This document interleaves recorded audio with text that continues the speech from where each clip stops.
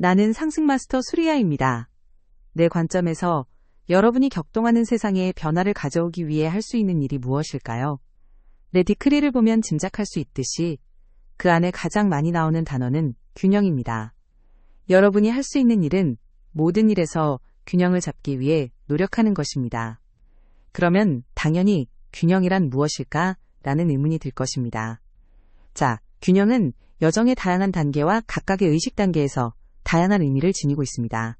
그 의미를 탐구해보기로 하겠습니다. 우리는 이원성 의식에 대해 많은 가르침을 주었습니다. 그리고 이원성 안에서 항상 여러분을 반대 방향으로 끌어당기고 있는 두 극성이 어떻게 작용하는지를 설명했습니다. 이를테면 48단계의 의식에서 영적인 여정을 시작할 때 당연히 여러분은 여전히 이원성 자아나 이원성 믿음과 사고들, 집단의식과 어둠의 세력들에 의해 영향을 받습니다. 그리고 그들은 이쪽 이원성 극성이나 저쪽 이원성 극성으로 여러분을 끌어갈 수 있게 해주는 여러분 의식 안에 무엇이든 다 이용해서 여러분을 끌어당기려 할 것입니다.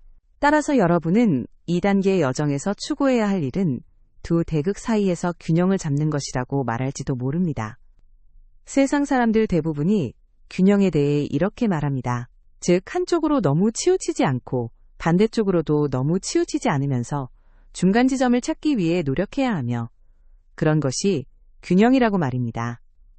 이것은 여정의 낮은 단계에서는 충분히 유효한 말입니다. 48단계에서 96단계까지는 나는 너무 극단으로 가거나 너무 극단적으로 되지 않으려고 노력하고 있어 라고 말하며 균형을 추구하는 것이 적절합니다. 하지만 다시 그것이 정확히 무슨 의미일까? 내 삶에서 그것을 어떻게 실행하는 걸까? 라는 의문이 생깁니다. 글쎄요. 물론 몇 가지 뻔한 방법이 있습니다. 예를 들어 어떤 약물은 여러분을 극단적이고 불균형한 의식 상태로 이끕니다. 그 약물은 여러분에게 높이 고양된 황홀감을 주었다가 불가피하게 그 다음에는 바닥으로 떨어지게 만듭니다.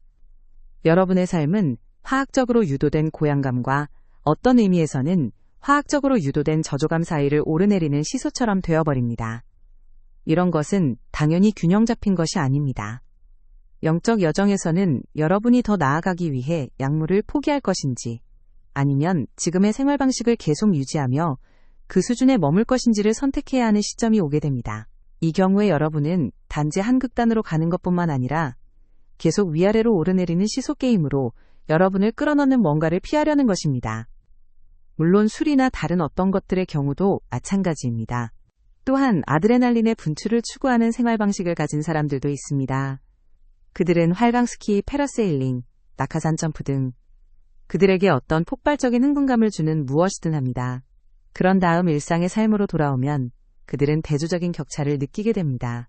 또한 스스로를 영적인 사람이라고 생각하지만 소위 절정 경험이라 불리는 것을 끊임없이 추구하고 있는 사람들도 있습니다. 예를 들어 그런 사람들은 며칠 동안 어떤 극단적인 수행을 하는 집중훈련에 참가합니다. 그들은 어떤 정화의식이나 일에 2주 동안의 정화를 위한 단식 수련에 참가합니다. 혹은 아야와스카를 먹는 의식에 참여하기도 하는데 그것은 마약이 아닌 다른 뭔가라고 생각하기 때문입니다. 하지만 이런 건 역시 여러분을 고양감과 저조감이라는 양 극단으로 끌어당깁니다.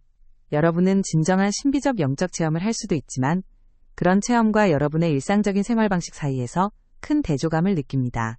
많은 사람들이 여전히 한 극단에서 다른 한 극단으로 오가고 있습니다. 일상의 삶으로 돌아갈 때 반드시 화학적인 저조감에 빠져드는 것은 아니지만 여전히 심리적인 저조감을 느낄 수 있습니다. 왜냐하면 그들은 오직 극단적인 뭔가를 할 때만 진정으로 살아있다고 느끼기 때문입니다. 많은 영적인 사람들이 어떤 극단적인 경험이나 궁극적인 뭔가를 갈망하면서 아주 오랜 기간 동안 이런 상태에 갇혀 있습니다. 오늘날 많은 사람들이 깨어남이나 깨달음에 대해 이야기하는데 그들은 이것을 어떤 극단적인 경험이나 영구적인 경험으로 보고 있습니다. 즉, 한번 깨어나면 깨어난 것이며 오직 깨어난 상태와 깨어나지 않은 상태 두 가지만 있다는 것입니다. 따라서 그들은 여전히 영적인 여정을 한 대극인 마야나 환영 잠들어 있는 상태에서 반대편 대극인 깨어난 상태로 가는 것이라 보고 있는 것입니다. 하지만 이도 역시 반대되는 두 극성들일 뿐입니다. 물론 우리가 말했듯이 48단계에서 96단계까지는 그런 것이 필요하며 이때 여러분의 과제는 집단의식의 하향 인력 위로 자신을 끌어올리는 일입니다. 목표를 무엇으로 보고 있든 여러분은 나아갈 목표를 가질 필요가 있습니다. 하지만 더 높이 올라갈수록 여러분은 목표가 무엇인지에 대해 더 균형 잡힌 시각을 찾아야 합니다. 영적인 성장을 위한 여러분의 목표는 무엇입니까? 대다수가 생각하는 것처럼 깨어남이나 깨달음이 아닙니다. 그들은 그것을 어떤 궁극적인 의식 상태, 자신의 모든 문제가 사라지고 더 이상 고통받지 않는 어떤 황홀하고 지복으로 충만한 의식 상태로 보기 때문입니다. 하지만 보세요. 그들이 그런 의식 상태를 깨어나지 않은 상태의 반대라고 본다는 의미에서 그들의 관점은 이원적입니다. 그런 대조가 존재하는 한 균형이 어디에 있겠습니까? 그들은 이렇게 말할 것입니다. 아, 균형 같은 것은 없어요. 깨어있거나 잠들어 있거나 이 두 가지뿐입니다. 그 중간은 없습니다. 균형은 필요 없습니다. 당신은 극단을 추구해야 하며 그곳에 이르면 그곳에 영구적으로 머물게 되며 더 이상 성장이란 없습니다. 하지만 이원성 의식이 무엇일까요? 여러분이 분리된 존재라는 환영은 무엇일까요? 그것은 불균형한 경험입니다. 왜냐하면 이원성 안에는 항상 여러분을 끌어당기는 서로 반대되는 두 극성들이 있기 때문입니다. 이원성은 본래 실존적으로 불균형한 것입니다. 만일 영적 성장의 목표에 대한 여러분의 비전이 이원적이라면 여러분은 한 이원성 극성에서 빠져나와 또 다른 이원성 극성으로 가는 출구를 찾고 있는 것입니다. 여러분은 이원성에서 해방되지 못한 것입니다.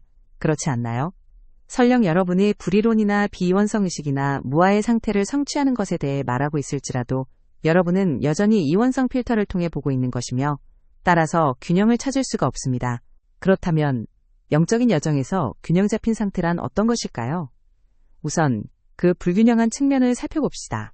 그것은 많은 시대를 통해 그리고 오늘날에도 많은 영적인 사람들이 영적인 여정을 발견하고 영적인 가르침과 수행법이나 구루를 찾고 나면 자신의 생활 방식을 완전히 바꿀 필요가 있다고 생각하는 것입니다.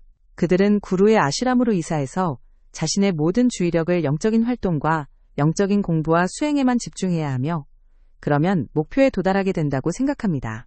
이것은 당연히 불균형한 상태입니다. 그렇지만 일부 사람들이 일정 기간 동안 이렇게 할 필요가 없다는 말은 아닙니다. 이 메신저는 분명히 그렇게 했습니다. 관음께서 만일 여러분이 그런 경험을 하겠다고 선택했다면 그렇게 하는 것이 여러분에게 필요했기 때문입니다. 라고 했듯이 말입니다. 하지만 그는 더 이상 필요하지 않을 때까지만 그렇게 할 필요가 있다는 것도 잘 알고 있었습니다. 그는 계속 불균형한 접근 방식을 가진 채로 특정한 가르침을 공부하고 디크리와 이런저런 일만 수행하면 할 일을 다 한 것이라 생각하는 마음 상태로 이번 6화의 남은 기간을 보낼 수도 있었습니다. 많은 사람이 나는 불교 승려이니까 남은 생애 동안 이 사원에 살면서 매일 이 불교 수행을 할 것이다 라고 결정했듯이 말입니다. 하지만 여러분도 알다시피 그렇게 하는 것이 더 이상 성장을 가져다 주지 않는 시점이 옵니다.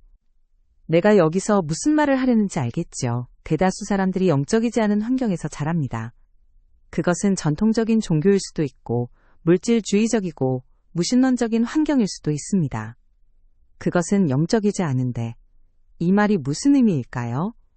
한 극성으로 치우쳐 불균형하다는 뜻입니다. 영적인 여정과 가르침을 찾고 나면 이제 그들의 펜듈럼은 반대편 극단을 향해 움직입니다. 그들의 삶은 온통 영적인 활동에만 집중되며 이것은 반대편으로 치우치는 불균형입니다. 우리가 말했듯이 물병자리 시대의 과제는 영적인 삶과 일상적인 삶 사이 균형을 찾는 것입니다. 무엇보다 여기에는 상충도 경쟁도 없으며 그것들은 결국 함께 섞입니다. 심지어 구분조차 없어집니다. 왜냐하면 여러분은 사회에서 활동적인 삶을 살면서 영적으로 성장할 수 있다는 것을 깨닫기 때문입니다. 많은 경우 여러분이 최소한 어떤 수준을 넘어서면 그 방식을 통해 더 빨리 성장하게 됩니다. 왜냐하면 이전에 언급했듯이 여러분이 사회에서 물러나 영적인 환경으로 들어갈 때는 극도로 통제된 환경으로 철수해버리는 것이기 때문입니다. 여러분이 그 환경의 규칙에 순응한다면 여러분에게 도전하는 것은 아무것도 없을 것입니다. 그리스도나 신 또는 붓다에게 자신의 삶을 바쳤다고 느끼는 수도사들과 수녀들이 있습니다. 그들은 3에서 40년 동안 사원에서 살며 모든 규칙을 따랐습니다. 그들에게 도전하는 사람은 아무도 없었으며 그들에게 주목하는 사람도 거의 없었습니다. 그러나 그들은 144단계 중 겨우 한 2단계를 올랐을 뿐입니다. 반면 그들이 균형을 잡았더라면 훨씬 더 많은 단계를 오를 수 있었을 것입니다. 균형이란 정확히 여러분이 활동적인 사회 안에서 다른 사람들과 상호작용하면서 그들이 여러분에게 도전할 수 있도록 하는 것을 의미합니다. 그때 여러분은 반응하도록 이끄는 뭔가를 갖게 됩니다. 반면에 사원이나 히말라야의 동굴 같은 통제된 환경에서는 반응할 것이 뭐가 있겠습니까? 여러분은 지극히 통제된 환경 안에 있으니 말입니다. 이 장난감, 저 장난감 때문에 싸우며 사방을 뛰어다니는 아이들이나 기저귀를 갈아줘야 하고 한밤중에 깨어나 돌봐야 할 어린아이가 없다면 비집착의 상태로 되기는 쉽습니다. 그런 때는 붓다가 되는 것도 쉽습니다. 관음께서 설명했듯이 많은 사람이 무슨 일을 해왔는지 보세요. 그들은 이런 기준을 만들었습니다. 만일 이렇게 활동한다면 이 정교한 가르침을 이해하고 공부하고 하루에 몇 시간씩 수행하고 연습한다면 특정한 식단을 따르고 특정한 방식으로 말하고 조용히 걷고 마치 공중에 떠다니는 듯하고 늘 조용하게 말한다면 그 사람은 영적인 사람이라는 것입니다. 하지만 보세요. 관음께서 말했듯이 여러분은 영적인 것을 거짓으로 꾸밀 수 없습니다. 진짜가 될 때까지 흉내를 내라 라는 말은 영적 여정에는 적용되지 않습니다. 여러분은 심리를, 즉 자신의 반응을 기꺼이 살펴보아야 합니다. 여러분이 자신의 반응을 들여다볼 수 있도록 가장 많은 자극을 주는 환경이 무엇일까요? 자, 그것은 여러분이 가장 많이 반응하는 환경입니다. 오늘날 영성에 대한 균형 잡힌 접근 방식은 이렇게 질문하는 것입니다. 나는 지금 삶의 어느 지점에 서 있는가? 나에게 가족이 있는가? 직업이 있는가? 경력이 있는가? 삶에서 기능을 해야 하는가? 생계를 꾸리기 위해 일을 할 필요가 있는가? 자, 그렇다면 나는 영성과 그러한 생활 방식을 통합할 필요가 있다. 영성에 할애할 수 있는 만큼 시간을 쓰고 영적인 활동에 더 많은 시간을 보내지 못하는 것에 좌절하지 말자. 그리고 점차로 여러분은 전환을 하게 되며 영적인 활동과 비영적인 활동에 대한 구별 자체가 사실은 균형의 결여임을 깨닫습니다. 무엇이 영적인 활동이고 무엇이 비영적인 활동인지 여러분은 어떻게 정의하나요? 글쎄요. 사람들은 외적인 기준을 기반으로 그것을 정의합니다. 영적인 사람이 어떻게 행동해야 하는지를 규정하는 영적인 사람들이 수천 년에 걸쳐 만들어온 거대한 집단적 야수가 존재합니다. 그리고 수많은 사람들이 그 규정에 순응하려고 노력합니다. 하지만 실제로 어떤 것이 영적인 활동입니까? 여러분이 자신의 미해결된 심리를 보고 해결하도록 해주는 활동입니다. 바로 그런 것이 영적인 활동입니다. 왜냐하면 우리가 수없이 말했듯이 영적인 성장으로 이끄는 것은 심리의 해결이기 때문입니다. 여정의 단계에서 여러분이 초보자일 때 여러분은 열정적이며 실험적입니다. 그러나 여러분이 영적이라고 보는 것과 비영적이라 보는 것 사이에서 능동적으로 균형을 잡겠다고 결정해야 하는 더 성숙한 단계가 오게 됩니다. 물론 여러분은 직접적으로 영성에 반하는 것은 피해도 되지만 일상생활과 영적인 활동 사이에 서균형을 찾아야 합니다. 그런 다음 여러분이 그 단계에서 성숙해지면 영적인 활동과 영적이지 않은 활동 사이의 구분을 허물기 시작합니다. 자녀들을 양육하는 일이 다른 사람들과 함께 일하며 그들을 돕고 영감을 주려 하는 일이 어떻게 영적이지 않을 수 있을까요? 사회와 특정 분야를 진전시킬 새로운 아이디어를 내놓는 일이 어떻게 영적이지 않을 수 있을까요? 세상에는 수많은 활동들이 있고 여러분은 그것에 그 이상의 뭔가를 더해줄 수 있습니다. 그것은 길에서 여러분이 지나치는 누군가에게 미소를 짓는 것처럼 아주 작은 일일 수도 있습니다. 여러분이 직장에서 다른 사람들과 상호작용할 때 대부분의 사람들이 그러듯이 짜증내고 초조해하는 대신 미소를 짓고 지지하고 격려해주고 영감을 주려 노력하는 일일 수도 있습니다. 그것이 바로 영적인 활동입니다. 여러분에게 세상과 영적인 영역의 차이가 무엇인지에 대해 깨닫는 시점이 오게 됩니다. 여러분은 물질 세계를 넘어선 영역이 있다는 것을 깨닫고 체험하기 시작합니다. 그 주된 차이점이 무엇일까요? 유일한 차이점은 무엇일까요? 진동수의 차이입니다. 영적 영역은 에너지이며 물질 영역보다 더 높은 수준으로 진동합니다. 그 다음 여러분은 어떻게 그 에너지가 물질 영역 안으로 흘러 들어오는지 깨닫기 시작합니다. 그것은 상승 마스터들로부터 흘러와 여러분을 통해, 즉 여러분의 마음과 상이자아인 I am 현존을 통해 흐를 수 있습니다. 그것은 여러분의 에너지장을 통해 흐를 수 있습니다. 그리고 어떤 때, 어떤 상황이라도 여러분을 통해 다른 사람들에게 흘러가는 영적인 빛의 흐름이 있다면 그것이 영적인 활동이 아닐까요? 물론 그렇습니다. 하지만 어떻게 해야 여러분이 영적인 빛이 흐르는 열린 문이 될까요? 어떤 종류의 균형을 찾음으로써입니다. 수많은 사람들이 극단적인 수행을 하면서 아마도 주문을 외우거나 마법이나 의식을 행하면서 강제로 천국을 얻으려는 시도를 해왔습니다. 하지만 그것은 영적인 빛이 아닙니다. 그런 행위로 다른 사람들에게 감명을 주는 어떤 에너지적인 현상을 만들어낼 수는 있지만 그것은 영적인 빛이 아닙니다. 힘으로 천국을 취할 수는 없다는 신약 성서의 구절에도 불구하고 여러분이 시도는 해볼 수 있겠지만 성공할 수는 없습니다. 그 다음 우리는 96단계 가까이 다가갑니다. 그 수준에 점점 가까워지면 여러분은 그리스도 의식을 성취하기 시작합니다. 그리고 이때 일어날 수 있는 변화는 여러분이 분별력을 갖추기 시작한다는 것입니다. 만일 사람들이 분별력이란 단어를 듣는다면 영적인 사람들조차도 그 단어를 한 번도 들어본 적이 없는 경우가 많을 테지만 그 단어를 듣는다면 이렇게 말할 것입니다. 그런데 그게 뭐죠? 여기에 규칙을 좀 주세요. 이봐요, 기준을 주세요.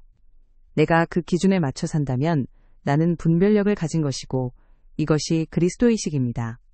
만일 그렇지 않다면 나는 분별력이 없는 것이고 이것은 그리스도의식이 아닙니다.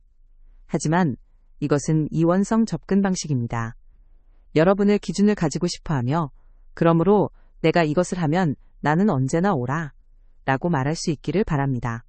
하지만 분별력은 여러분이 이원적 극성들 너머를 보기 시작하고 그리스도의 빛을 직접 체험하기 시작할 때 생깁니다. 여러분이 그리스도 안에서 체험을 할 때에는 반대되는 대극들도 없고 대립도 없습니다.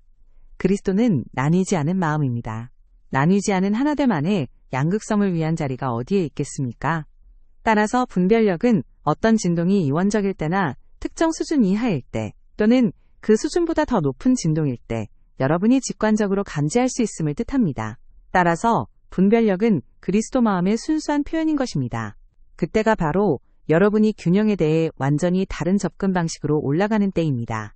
여러분은 그래, 방에 앉아 붓다에 대해 명상하거나 만트라나 디크리를 낭송한다면 그건 균형 잡힌 거야.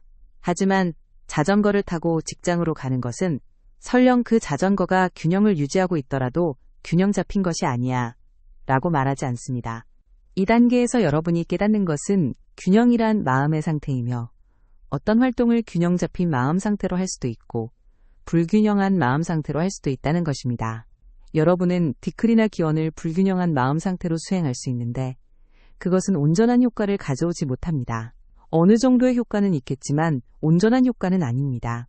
여러분이 균형 잡힌 마음 상태로 그것을 할 수 있다면 더 큰 효과가 있습니다. 그때 여러분은 무엇이 균형인지 깨닫기 시작합니다. 그것은 두 극단 사이의 중간 지점이 아닙니다. 그것은 우리가 중립성이라 부르는 것, 즉 극단들이 존재하지 않는 중립적인 마음 상태입니다. 따라서 여러분은 아무 것에도 끌려가고 있지 않은 상태입니다. 보세요. 여러분이 진동의 경험에 기반한 그리스도 분별력을 얻기 전에는 어떤 균형 상태를 이룰 수는 있어도 여전히 양극단으로부터 여러분을 끌어당기는 힘이 남아 있습니다. 그래서 여러분은 이쪽이나 저쪽으로 끌려가지 않도록 계속 깨어 있으면서 끊임없이 경계해야 합니다. 내가 말했듯이 이런 상태도 여전히 진전한 것입니다. 자각 없이 그냥 이쪽 극단에서 저쪽 극단으로 끌려가 한평생 그곳에 머무는 것보다는 낫습니다. 그러나 끌어당기는 힘이 남아있는 한 여러분은 예수가 이 세상의 지배자가 오더라도 내 안에서 가져갈 것이 아무것도 없다 라고 말한 그 상태에 있는 것이 정말 아닙니다. 따라서 96단계를 넘어서면 균형은 무엇보다 여러분에게 인력을 행사할 수 있는 것이 아무것도 없음을 의미하게 되며 여러분은 그런 지점에 도달합니다. 왜냐하면 이 세상의 세력들이 여러분 안에서 끌어당길 수 있는 것이 없기 때문입니다. 그리고 심지어 다음과 같이 깨달을 수 있는 더 높은 분별력을 얻는 시점이 오게 됩니다. 상위 자아와의 하나됨, 그리스도 마음과의 하나됨에 더 가까이 가게 해주는 것, 그것이 바로 균형 잡힌 것이다. 그러한 하나됨에서 멀어지게 하는 것이 불균형한 것이다. 그 다음에 한층 더 높은 수준이 있는데 그 수준에서는 여러분이 옳고 그름이나 선과 악, 균형과 불균형에 대해 생각조차 하지 않게 됩니다. 왜냐하면 이 모든 정의들이 퇴색되어 사라져버렸기 때문입니다. 하지만 그렇다고 해서 모든 것이 다 똑같다거나 아무것도 중요하지 않다는 의미는 아닙니다. 불이론과 깨어남의 관점에 서서 아무런 분화도 없는 무아의 상태에 도달할 수 있다고 생각하는 사람들이 있습니다.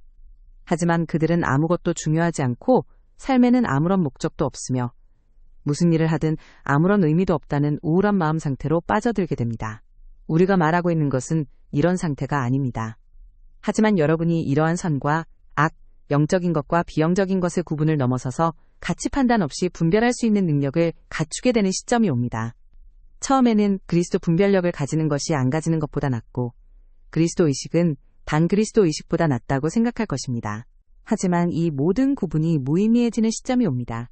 왜냐하면 관음께서 설명한 대로 모든 것이 마음 안에서 창조된 경험임을 분명히 알게 되기 때문입니다. 그리고 여러분은 낮은 의식 수준, 특히 48단계 아래에서는 자신의 마음이 내면의 경험을 창조한다는 것을 보고 경험하기 시작합니다.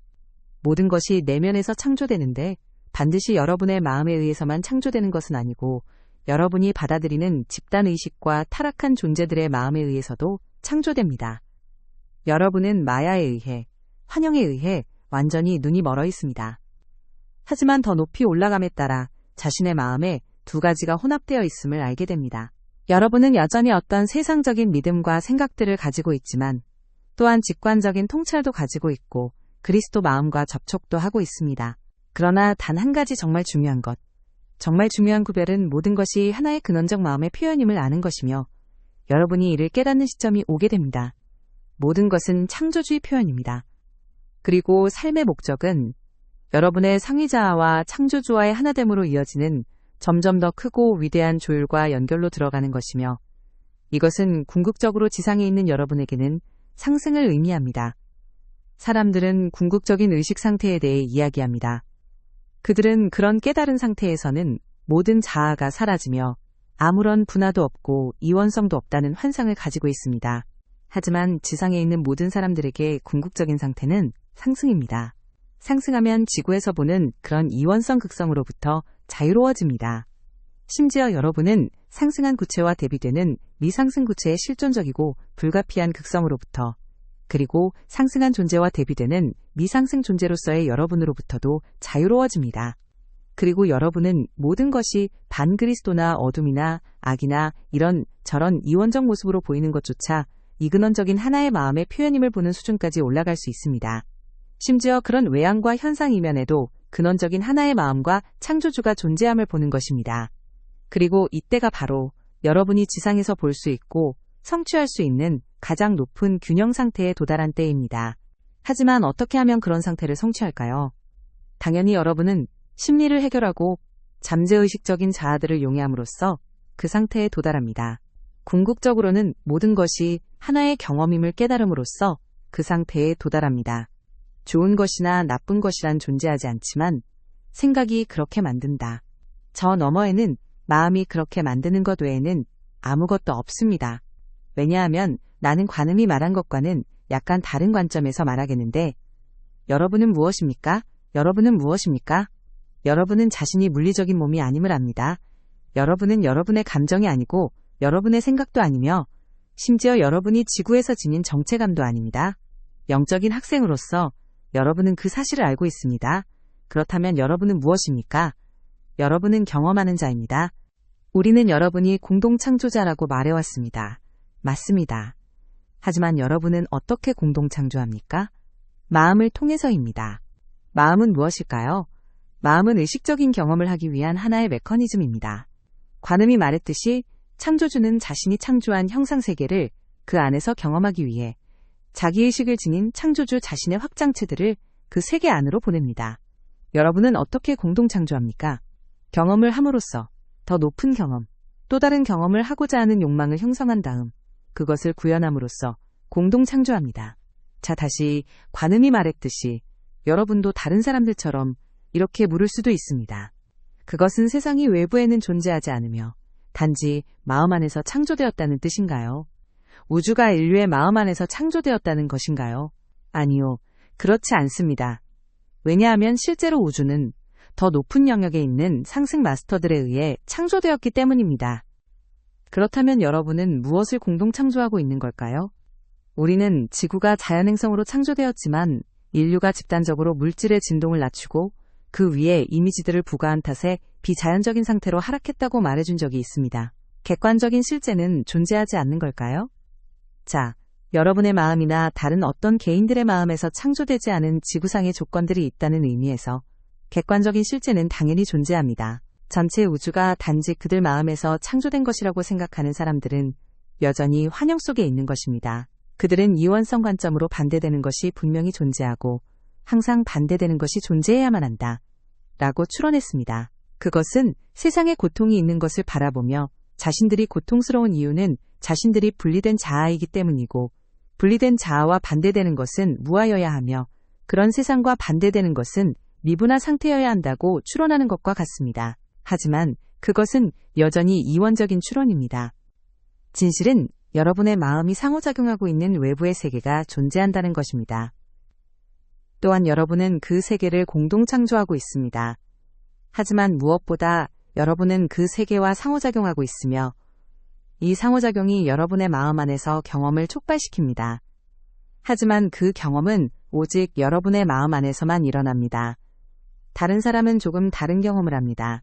그 경험은 외부 환경에 의해 생성된 것이 아니라 여러분 마음속의 내부 환경에 의해 생성됩니다. 그리고 여러분은 그 경험을 바꿀 수 있는 능력을 가지고 있으므로 다른 경험을 할 수 있습니다. 이것이 의식적인 수준에서 영적으로 성장하는 열쇠입니다. 관음께서 말했듯이 세상에는 자신들이 외부의 환경을 창조하지 않았으며 자신들의 경험은 그 환경의 산물이지 자신들의 마음의 산물이 아니라는 경험을 하겠다고 결정한 사람들이 있습니다. 그러나 영적인 사람들인 여러분은 자신의 경험에 주된 영향을 미치는 것은 바로 자신의 마음이라는 진실을 분명히 알게 되는 시점에 도달하게 됩니다. 그리고 더 높은 단계에서는 여러분의 경험은 여러분의 마음 안에서 일어나며 따라서 그것은 온전히 여러분 마음에 의해 창조된다는 것임을 깨닫게 됩니다. 그렇습니다. 외부 환경에 의해 촉발되더라도 여러분이 경험하고 있는 것은 모두 여러분의 마음 안에서 창조된 것입니다. 내 관점에서 나는 이 유리컵을 볼 수 있고 또한 여러분이 이 유리컵을 볼 때 보는 것 너머를 볼 수 있습니다. 여러분은 물이 담긴 하나의 고정된 물체를 보고 있습니다. 하지만 나는 그 너머를 볼 수 있습니다. 나는 분자들과 원자들과 아원자 입자들, 에너지 파동들을 볼 수 있습니다. 나는 그것이 마치 하나의 영화 스크린과 같고 스크린 위에 투사된 영화와 같음을 볼 수 있습니다. 그것은 단지 이미지들일 뿐이며 영상기 안의 내용물을 바꾸면 그 이미지들은 즉각 바뀔 수 있습니다. 여러분 삶의 경험도 그 경험을 생성하는 여러분 마음속의 내용물을 바꾼다면 즉각 바뀔 수 있습니다. 그러면 여러분이 이 유리컵을 허공으로 보게 될 수도 있다고 내가 말하고 있는 걸까요? 예. 만일 여러분이 물리적인 감각과 물리적인 측면의 마음 밖으로 관점을 멀리 이동시킬 수 있다면 그 너머를 볼 수 있습니다. 만일 여러분이 자신의 몸 또한 단단한 물체가 아님을 볼 수 있다면 여러분은 컵을 투과하며 손을 흔들 수도 있고 벽을 통과하며 걸을 수도 있으며 물 위를 걸을 수도 있을 것입니다. 지금 여러분이 그럴 필요가 있다는 말은 아닙니다. 나는 단지 여러분이 여태까지 마주칠 수 있었던 모든 것이 하나의 경험이며 그 경험을 바꿀 수 있는 단 한 가지 방법은 여러분 마음속의 내용물을 바꾸는 것이라는 말을 하고 있습니다. 왜냐하면 바로 그것이 여러분의 경험을 만들어내고 있기 때문입니다. 다시 관음의 담화처럼 비유적인 내용으로 너무 깊이 들어갔군요. 이제 그것을 지상의 수준으로 가지고 가봅시다. 어떻게 하면 여러분이 이 격동하는 세상에 변화를 가져올 수 있을까요? 대부분의 사람들이 삶을 경험하는 방식으로 삶을 경험하는 것을 거부함으로써입니다. 세상을 격동하고 있는 것으로 경험하는 것을 거부함으로써입니다. 다시 말하지만 그렇게 하려면 심리에 대해 세상을 특정 방식으로 보도록 여러분을 끌어당기는 잠재의식적 자아에 대해 어느 정도 작업할 필요가 있습니다. 여러분 중 많은 이들이 이를 추구할 수 있는 수준으로 올라설 준비가 되어 있으며 여러분은 이 12주기의 남은 기간 동안 세상의 격동을 보지 않는 그 지점을 향해 작업하며 나아가겠다는 결심을 할 수 있습니다. 태풍을 지켜보고 있을 때 여러분은 휘몰아치는 바람에 집중합니까? 아니면 중심의 고요한 눈에 집중합니까? 여러분의 초점을 어디에 두나요? 여러분은 자신의 초점이 극단으로, 그 격동으로 끌려가도록 내버려 두나요? 격동이란 것이 무엇일까요? 그것은 여러분이 상극을 이루는 방향들로 끌려갈 때입니다. 그럴 때 격동이 만들어집니다. 아니면 여러분은 균형을 잡고 있으므로 계속 폭풍의 중심에 마음을 집중하나요? 어떤 의미에서 이 격동하는 세상에서 여러분이 만들 수 있는 가장 심원한 변화는 무엇일까요? 균형을 잡기 위해 노력하세요. 예, 나는 더 높은 의식 단계들을 위한 가르침을 얼마간 주었습니다. 하지만 여러분이 그 단계에 있는지 아닌지는 중요하지 않습니다. 여러분은 현재의 의식 수준에서 볼 수 있는 어떤 방식으로든 균형을 추구하겠다고 결단할 수 있습니다. 균형을 잡기 위해 노력하세요. 왜냐하면 균형이란 무엇입니까? 여러분이 그 한마음에, 그 마음이 지닌 조망에, 그 마음에 더욱 원대한 의식과 경험에 점점 더 가까이 다가가기 위해 노력하는 것입니다. 그 한마음은 폭풍의 중심에 존재하는 고요함입니다. 그것은 움직이지 않습니다. 그것은 그리스도의 반석입니다. 그 위에 서 있으면 홍수가 덮치고 바람이 불어오더라도 여러분은 흔들리지 않을 것입니다. 꿈쩍도 하지 않을 것입니다. 어떤 환경에서 최소한 한 사람만이라도 흔들리지 않는다면 그곳에서 만들어질 수 있는 격동에는 한계가 있습니다.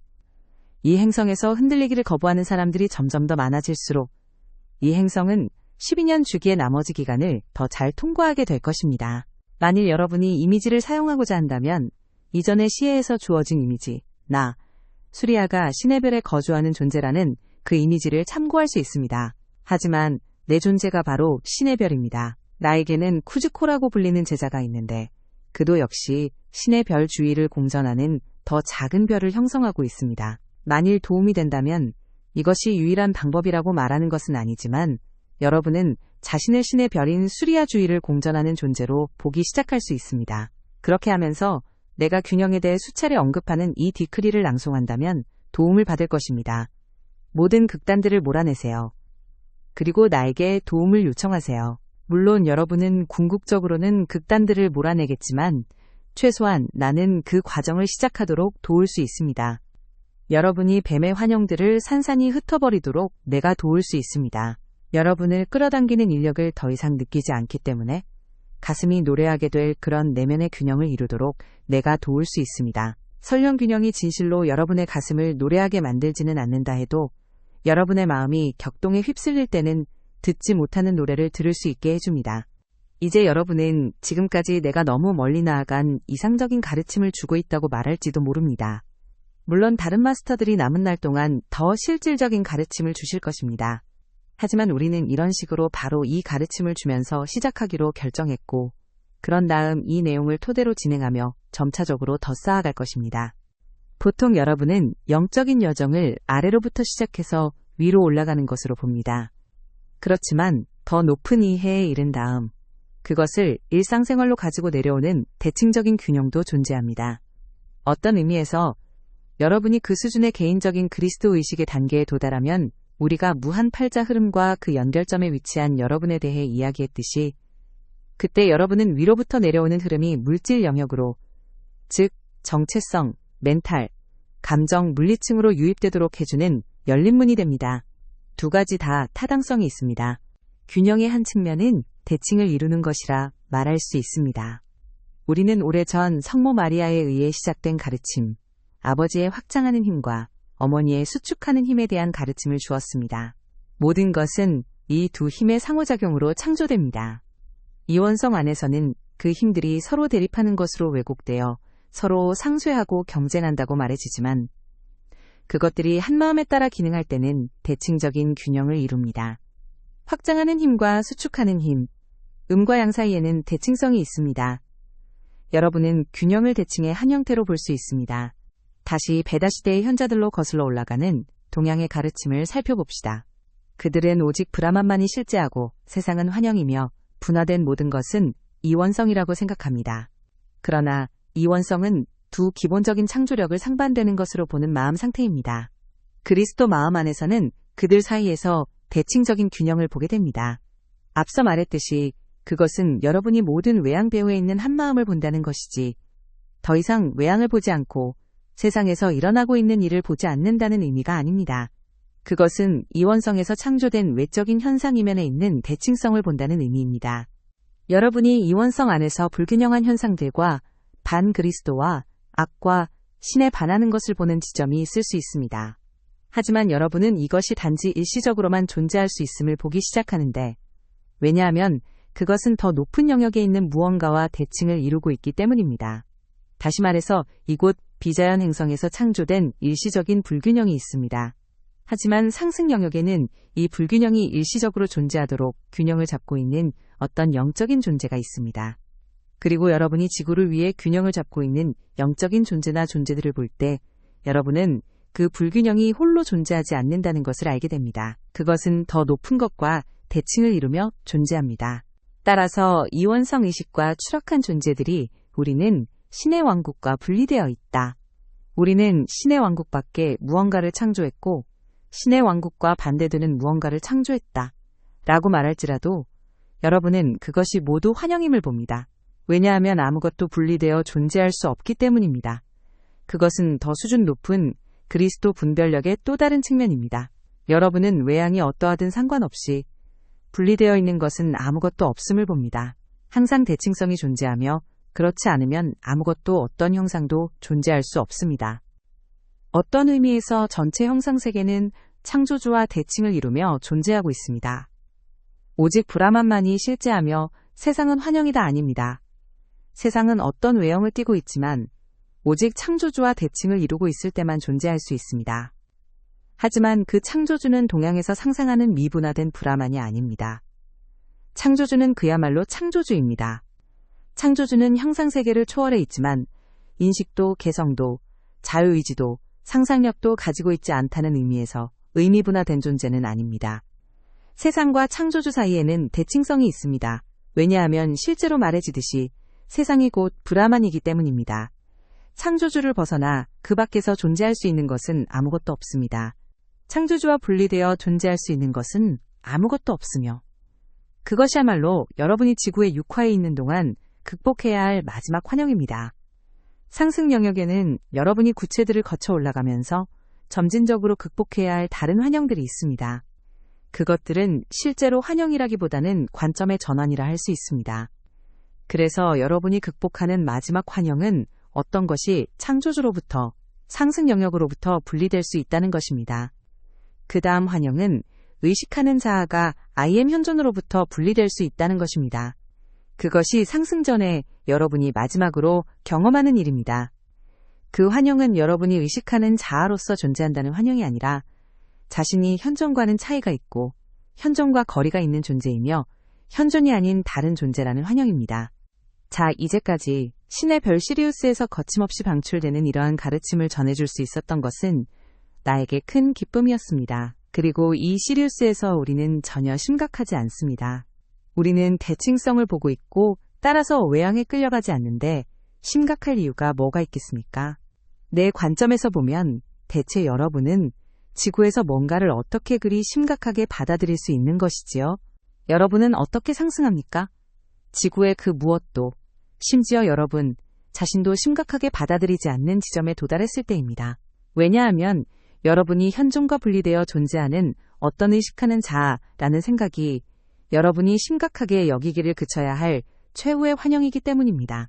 그러고 나면 여러분은 얍! 하고 상승하게 됩니다. 이것은 단지 다른 경험일 뿐입니다. 왜냐하면 여러분은 자신을 지상에 육화한 존재라고 정의한 그 마지막 자아를 놓아버렸기 때문입니다. 그것은 단지 여러분이 하나의 다른 경험을 선택한 것일 뿐입니다. 그리고 여러분은 여정의 어느 지점, 어느 시간, 어느 상황에서도 오, 나는 지금 어떤 경험을 하고 있어. 하지만 그것이 마음에 안 들면 현재의 경험을 창조하고 있는 내 마음속 내용물을 바꿔서 지금 당장이라도 다른 경험을 하겠다는 선택을 할 수 있어. 라는 자그만 보세요. 관음께서 말했듯이 여러분은 영적인 것을 거짓으로 꾸밀 수 없습니다. 진짜가 될 때까지 흉내를 내라. 라는 말은 영적 여정에는 적용되지 않습니다. 여러분은 심리를, 즉 자신의 반응을 기꺼이 살펴보아야 합니다. 여러분이 자신의 반응을 들여다볼 수 있도록 가장 많은 자극을 주는 환경이 무엇일까요? 자, 그것은 여러분이 가장 많이 반응하는 환경입니다. 오늘날 영성에 대한 균형 잡힌 접근 방식은 이렇게 질문하는 것입니다. 나는 지금 삶의 어느 지점에 서 있는가? 나에게 가족이 있는가? 직업이 있는가? 경력이 있는가? 삶에서 기능을 해야 하는가? 생계를 꾸리기 위해 일을 할 필요가 있는가? 자, 그렇다면 나는 영성과 그러한 생활 방식을 통합할 필요가 있다. 영성에 할애할 수 있는 만큼 시간을 쓰고 영적인 활동에 더 많은 시간을 보내지 못하는 것에 좌절하지 말자.